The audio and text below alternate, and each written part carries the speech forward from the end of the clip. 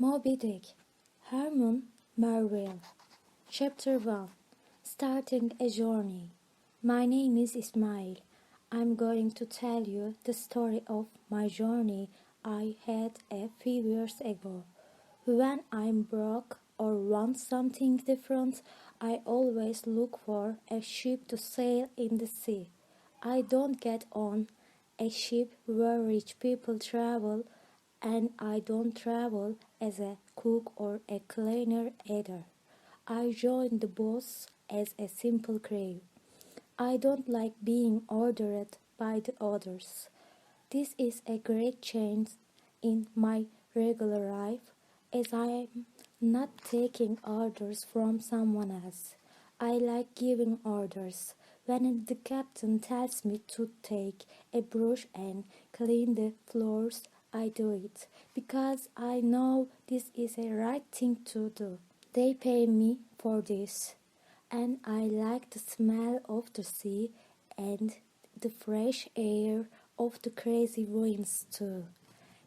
This time I'll get on whaleboat, I decided. Most of the ships hunt for whales in the ocean. The best place to find a whale hunter ship is Nantucket Island on the east coast of America. When I arrived at New Bedford on Saturday night, the ship going to Nantucket had already started its journey, so I had to stay in Bedford for a night or more. It was getting darker. I stopped wondering where to spend the night. There was a little money in my pocket. Ismail, you have to ask the fee for a room, I thought to myself. I saw in the by sea. The door of it was open. I could hear the voices coming from inside. I opened the door. There was a long table that the seaman drank at. The seaman called the table Jonah because it looked like a jaw of a whale. As it was written in one of the books I read that Jonah was swallowed by a whale. Have you got a room for tonight? I asked the owner of the inn. No, he said.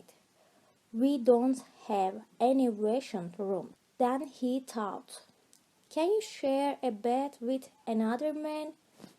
With whom? I asked. With a seaman who uses a harpoon.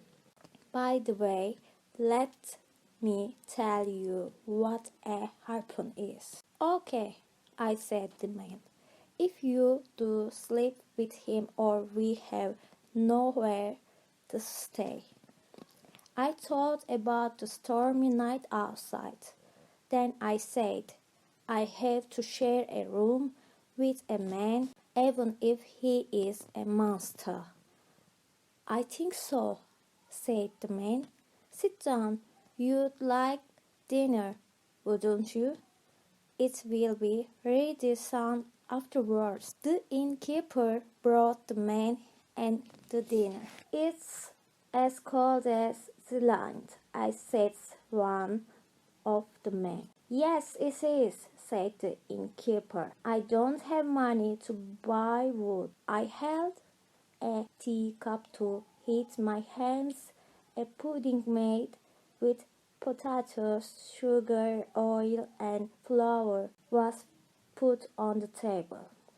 A man with a green coat began to eat fast. I'm hungry, he said. If you eat fast, you will have nightmares at night, said a man. Is this the seaman you told? I asked, whispering to the innkeeper. Oh no, he is a negro. He never is eating sweet. He only eats meat. Where is this man? Is he here? I asked. He will be here soon, said the innkeeper. I didn't feel happy to share a bed with a man. I decided that the man went into bed first. That's why I had to spend the night listening seaman stories. This man got off the ships which come to the port in morning. So they brought the recent news. While I was listening to the man, the innkeeper told me that the man I was going to share the bed with wouldn't come. He took a candle and showed me my room. He took me to a small and cold room. It was large enough for 4 people to stay in. Here is your bed. Have a nice sleep, he said and left me the candle. Chapter 2. The Stranger in the Room. Undressed quickly and jumped into bed. The bed was so hard. It was like a stone, so I couldn't sleep, but later I fell into a sleep. I think it was 2 or 3 hours later that the heart felt stiff. The stranger who entered the room didn't look at the bed. I didn't make any noise either. I didn't see his face. Oh my God, please save me. I thought that like that when I saw the man when he turned his face to the light. What an ugly face he has, I said. His face was purple with yellow and dark spots on it. Yes, everything is the same as I'd thought. A terrible bad night. First I thought a doctor put some bandages on his face, but later I realized that they were a kind of spots. Once I heard strange stories about seamen who were caught and signed. They must be things, or they may be tattoos, but they can't be wounds. I was sorry about him, but just he sighed in signed, not his hurt, I thought. A man can be honest, whatever kind of the skin he has. He didn't look at me yet. I watched him taking off his hat. There was a piece of hair tied up on the top of his head. He was between the door and me, so I wouldn't be able to run away.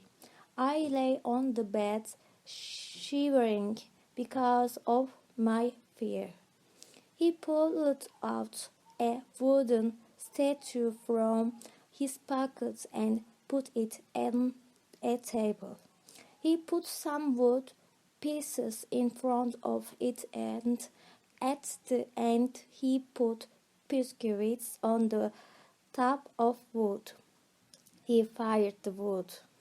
When he had the biscuit and these things, he was also singing a very strange song.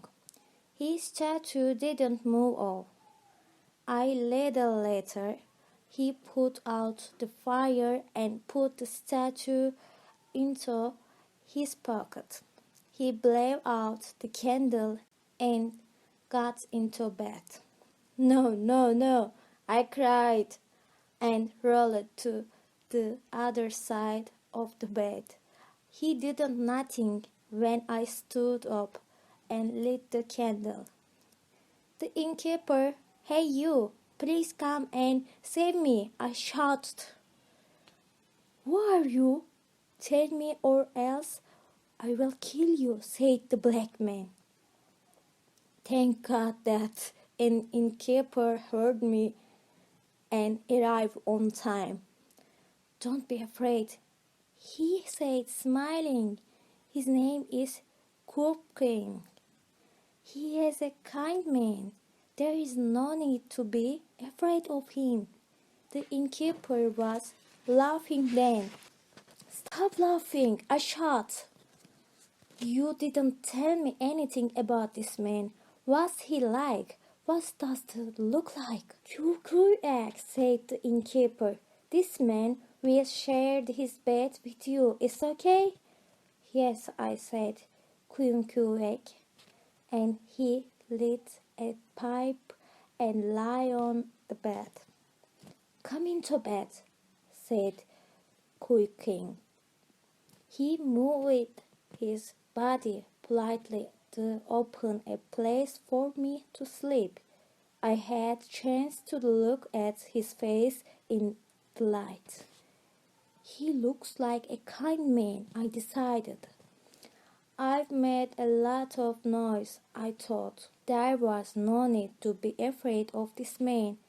He is not drunk. Sleeping with him is better than sleeping with a drunk. "The innkeeper," I said, "please tell me him to put out his pipe. I'm not fond of it if someone smokes in my bed. This is dangerous." Cooking put his pipe out and he invited me to bed politely. "Have a good sleep, innkeeper. You may go now," I said. I went into bed. I never had such a comfortable sleep in my life. Chapter 3. Getting to know egg. When I woke up in the morning, I couldn't get up. I was under the arm of egg. I tried to remove his arm, but even when he was asleep, he caught my hand. Egg, wake up!" I shouted. I was able to rescue myself from him. He woke up and sat in the bed. He stared at me. He decided to get up at last. I understood that he knew a few words of English. He tried to tell me that he would dress and leave the room to me with some hand figures. "Thanks a lot, egg," I said. "You are very polite." Then I thought it was difficult to find a man like egg. I was very lucky to find such a polite and kind man. While I was lying in the bed, I felt myself more rude than him. I watched him dressing. It was worth watching a man like him. He put on his hat first. What will he do next, I thought. He got under the bed to put on his boots, which were hidden before. He wrapped his body with his coat and left the room with his head that was nearly on his eyes. He was carrying a harpoon in his hand.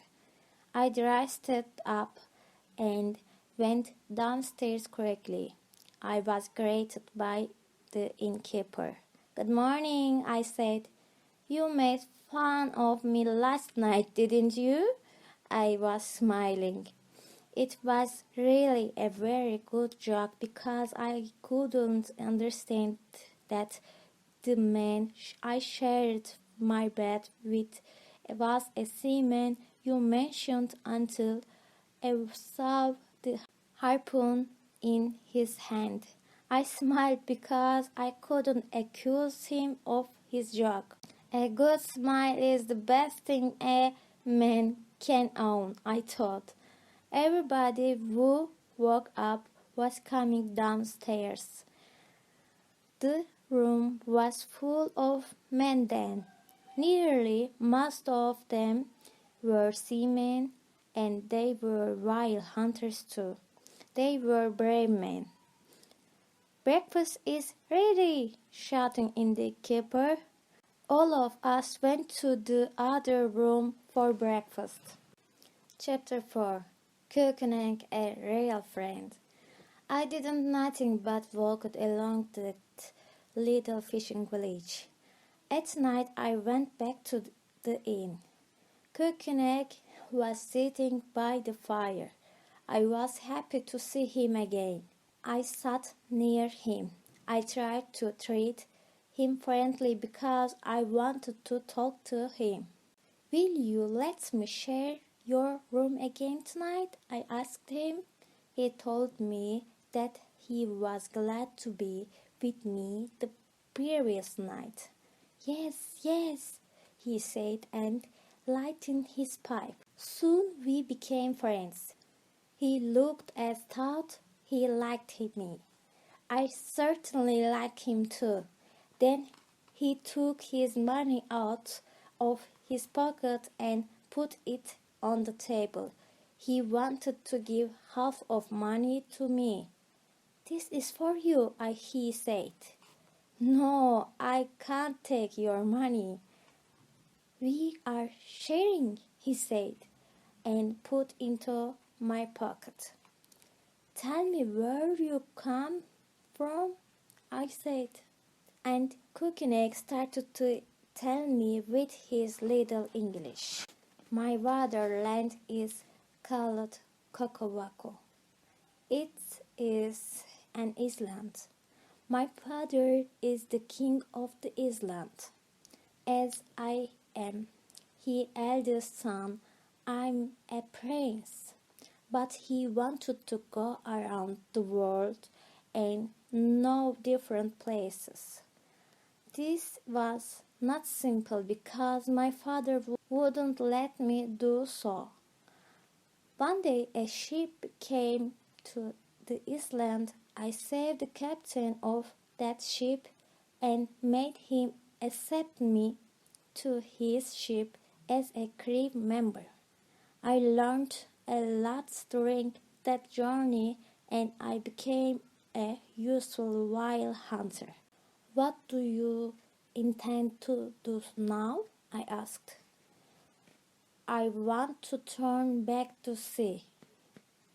"I will sail too. I'm going Nantucket. I hope to find a ship there," I said. "Okay, I will come with you too. Why don't we go with the same ship?" This was a great idea. Kökenek could use this harpoon in wild ships. I knew nothing being with him would be very good for me for my future life. "Kökenek," I said, "I will be glad to be with you." We shook hands. Both of us were happy to be together. When it became late, we went up to our room. We put out the light and lay on our bed. In the morning, I paid the bill of both of us with the money Kökenek gave me. The innkeeper was still laughing. "What a surprising event it is! You're already become friends. You aren't afraid of our wonderful Kökenek anymore, are you?" I smiled and thanked him. Later, we left the inn and hired a coach to take our luggage to the ship. Chapter 5. Finding a ship. When we arrived at Nantucket, it was late at night. While we were leaving the inn, the innkeeper told us a place where we could stay. His brother had an inn in Nantucket, and he said that it was good enough for us to spend the night there. "You are going to have the best fish soup you ever tasted," I said. The innkeeper's wife, Mrs. Halsey, welcomed us politely. There was that famous fish soup at dinner. Later, as we were going upstairs to our room, she gave us a candle. But just as we were going, "You can take those harpoons upstairs," she said. "But why?" I asked. I knew the cookneck didn't like his harpoons not being with him. "Because it's dangerous," she said. One of the men was found dead with a harpoon pierced into his heart. Since then, it has been forbidden to carry those dangerous things upstairs. So, Mr. Cookneck, I will save it for you till morning." Cookneck had to accept this. Cookneck was carrying this little wooden statue in his pocket. "Yogo tells us that you have to go alone to find us a ship," he said. "But Cookneck," I said, "you know all the fishermen. You have to come and choose the right ship for you." "This is impossible. You must go along," said Cookneck. So I left him with his yogo and pipe and went to seaside alone. I asked a few men if they could help me or not. "Do you know a ship which is ready to sail?" "Yes, there are 3 ships ready to go to sea," said one of the men. I looked at 3 of the ships and made up my mind with the ship called Paraguay. It was a quite small and old ship. Its deck was old and common. It was directed by a long arm which was made of whale straw. I talked to a man from Paraguay.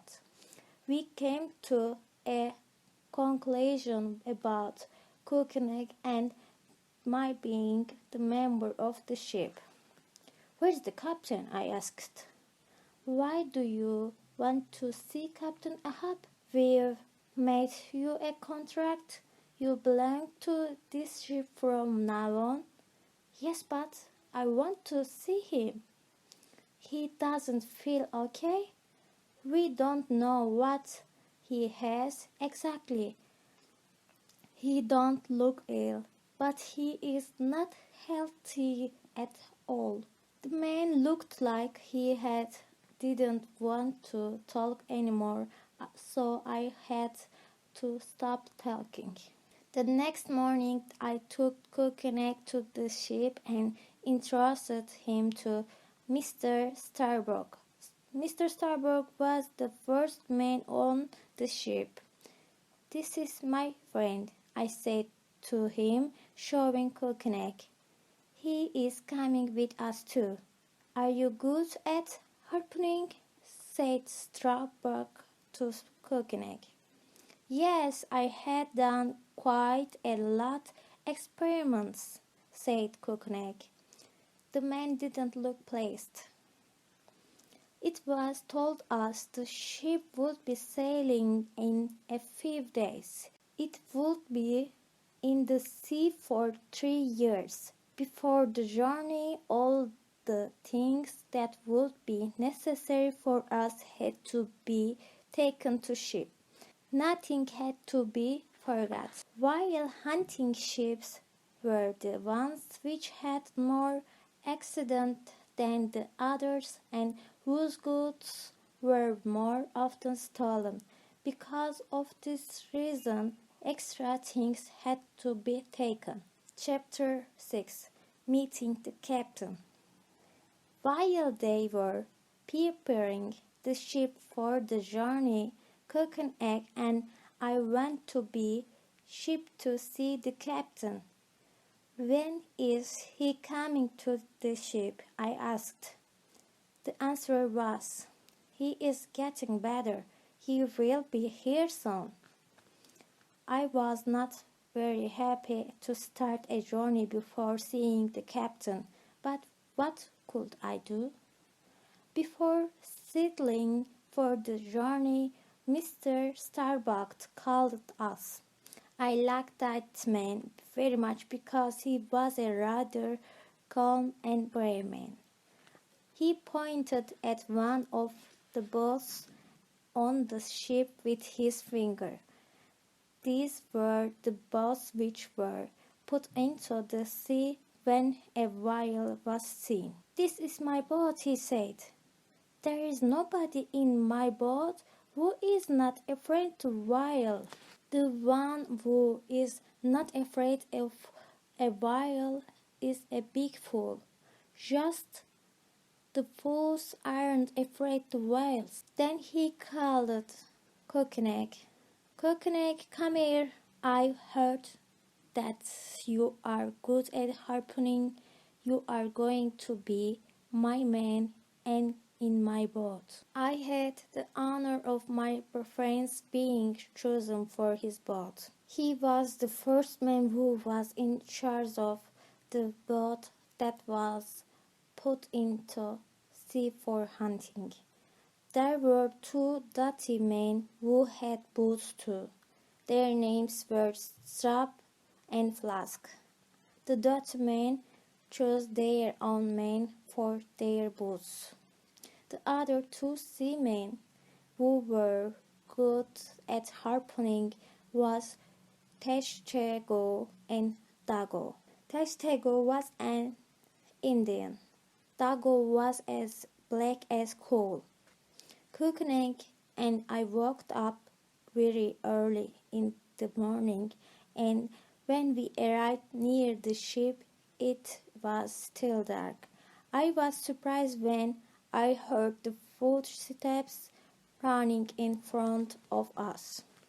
"Are those seamen running to our ship, Cookneck?" I asked. "Perhaps the journey will start before sunrise. Are we late then?" I walked faster, and not long after we were by Percut, but we couldn't see any of those seamen. Everybody at the ship was sleeping, and we had to wake them up. The man said that the captain already arrived at the ship. Soon these ships were ready for the journey. It was before sunrise when we left Nantucket. It was the first time I saw Captain Ahab. He was a wild man. There was a white wound on his face. It was starting under his eyes and reaching to his neck, perhaps to his body under his dress. He was standing on the deck without saying a word to anybody.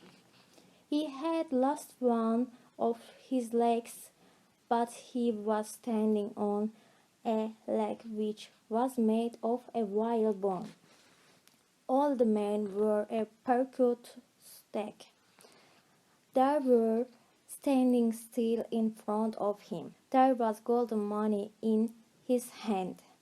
He held the money and showed it to the crowd. "Listen to me," he said.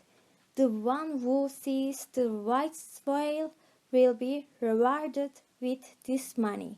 "Whoa, whoa!" the man cheered up. "Moby Dick? The white whale! We will go after him. We will kill him." "Yes, the white whale. You are going to look for him. When you see him, you will shout with the highest voice you have. Tell me, what will you say?" The man, "Here is the water spreading. Here is the water," they shouted. "Yes, like that," said the captain. "It was Moby Dick. They pulled out my leg. He left me with one leg till the end of my life. I must take my revenge from him," he shouted angrily. "I will look for him everywhere on the earth before I give him up. What do you think of this? I'm sure you are all brave enough to fight against the wild fish. Yes, yes, bursts out the seaman. We are going to search for him with our careful eyes. God bless you, said Captain, and drink of each. Mr. Starbuck seemed serious. What is the matter, Mr. Starbuck? Asked the captain. Your face looks gloomy. Wouldn't you like to hunt the whale? I'm ready for everything, said Starbuck. But to take revenge from a whale is a very crazy thing. I'm not keen on this, Captain. It is not the right thing to do. What you said is silly. I hate this whale. I will take my revenge. For God's sake, Starbuck whispered. He was in fear. Drink it, shouted Captain Ahab. The men were shouting, cheering, and drinking. Only Starbuck was silent. He left the deck without touching his drink. Chapter 7. Captain Ahab's Revenge. I was one of those seamen. I shot with them and drank in the way they did. The one who shouted most loudly was me, because I was scared. I never heard about a murderer while before. We all promised Captain Ahab to take his revenge, except Starbuck. One of the men told me the story of Moby Dick. There were a few men who saw him. Only a few of them fought against him. The ones who wanted to catch him were left with one leg or arm in pain. Some of them were killed. A lot of seamen were full of these frightening stories. Moby Dick was a huge whale. He had a strange white head and a large white back. But the thing that made people frightened was not his claw and his big size. He was not only as clever as the devil, but also cleverer than the men who tried to hunt him. He was stronger than them, too. Seamen told me that the captain lost 3 of his boats because of Moby Dick, said Koikinek. All the men in the ship fell down into the sea. Captain Ahab attacked the whale with his knife. Later, the whale bit the captain's leg with his sharp teeth. Ahab has been crazy since then, since he started to walk with the leg made of whalebone.